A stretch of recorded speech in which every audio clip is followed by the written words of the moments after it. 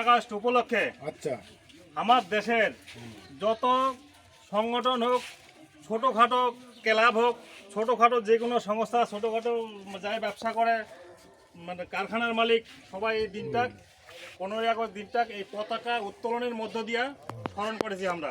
তেমনি আমরাও এখানে জুম্মার যতগুলো লোক আছি, ছোট বড় সবাই উপস্থিত হয়েছি। আমরাও এই দিনটা আজকে না পতাকা উত্তোলনের মধ্য দিয়া স্মরণ করিম। কারণ এই দিনটাতে আমরা একসময় পরাধীন ছিনি, আমরা স্বাধীন হয়েছি। স্বাধীন হওয়ার পরে আমার এই পতাকা, তেরেঙ্গা পতাকা, উপরত সবুজ, উপরত হচ্ছে হলদি গেরুয়া, মধ্য হচ্ছে সাদা, আর নিচত হচ্ছে সবুজ। এইটা তিনটা রঙের তিনটা মাহিত্য আছে। উপরেরটা হচ্ছে আমরা ত্যাগ, আমার ভারতবর্ষের সাধারণ মানুষ আমরা ত্যাগ স্বীকার করব কিসের জন্য? জাতির জন্য, দেশের জন্য।